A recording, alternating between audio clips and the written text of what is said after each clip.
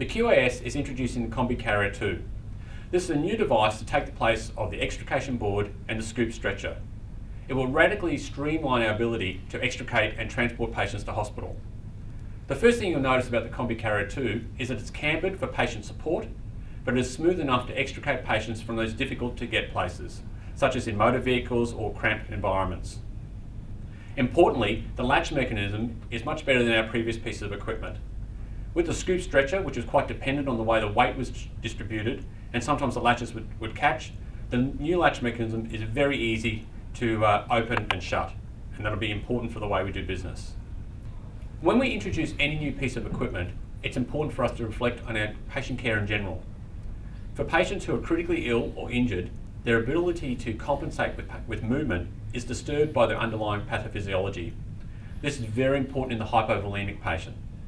For those individuals who have lost a lot of blood, we should be attempting to move them with small amount of movements as possible to extricate them, treat them, and transport them to hospital. This is important when we extricate them with the CombiCarrier.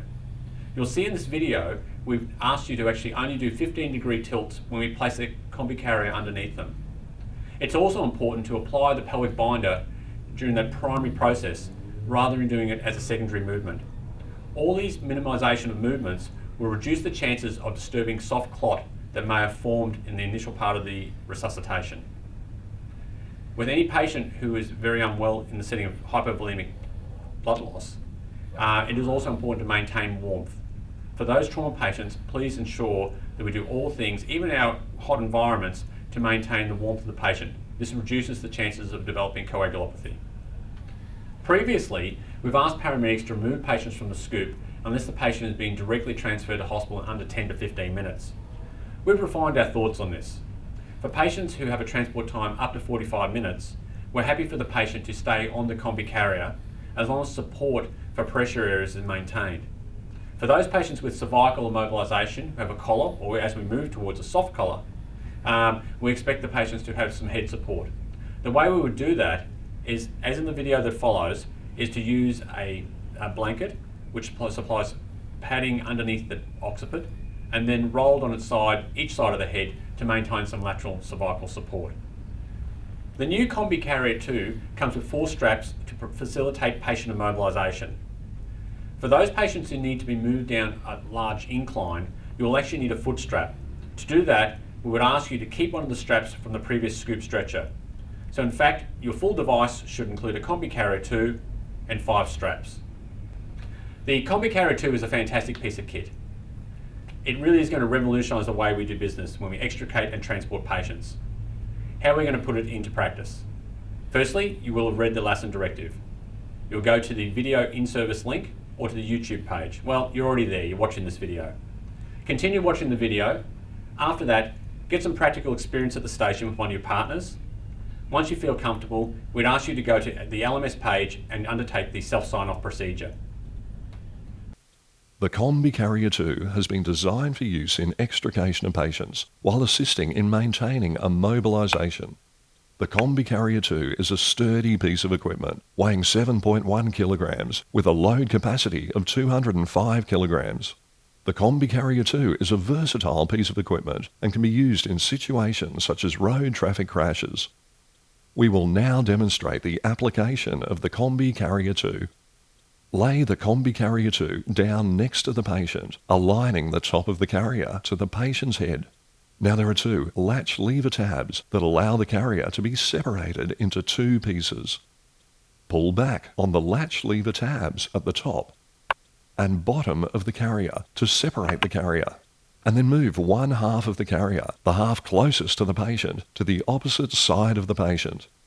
Now, one officer must support the patient's head, providing C-spine immobilization when required, while other personnel, when required, assist in the manual handling of the patient, as per QAS CPPs. Now slide one half of the carrier underneath the patient. You will need assistance to gently lift the patient's shoulders and hips to slide the carrier section under smoothly. Once the first carrier section is in place, slide the other carrier section under the patient and secure both the top and bottom latch assemblies. Now always check that the latch lever tabs are secure so you are certain that the carrier isn't going to separate whilst the patient is lifted. Now use the provided straps to secure the patient to the carrier. The straps are attached via holes along each of the ends and on the sides of the carrier.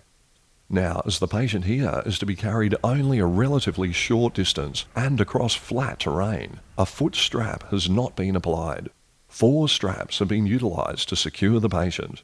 2 straps crisscrossing the chest, 1 across the upper thigh, and 1 just above the knee. Additional straps supplied with the CombiCarrier may be used if required. Always ensure, however, that the positioning of the straps does not interfere with the injury. Tension the straps sufficiently to secure the patient. Once the patient is secure, it is safe to lift the carrier and relocate the patient to the stretcher. For increased stabilization, slide a blanket under the patient's head. Now roll each side of the blanket and position each roll snugly beside the patient's head, and use tape to secure the blanket rolls if required. To secure the patient to the carrier in non-horizontal alignments, such as extrication down a set of stairs or over sloping terrain, it is recommended that 5 straps are utilised and configured as shown here, with 1 strap securing the feet. The application of a foot strap will prohibit the patient slipping down the carrier. Now the officer and or bystander at the foot of the carrier must closely monitor the positioning of the foot strap to ensure that there is no danger of the strap slipping off the feet. The straps provided with the CombiCarrier are sufficiently long enough to secure the feet of a tall patient whose feet may extend well beyond the bottom of the carrier.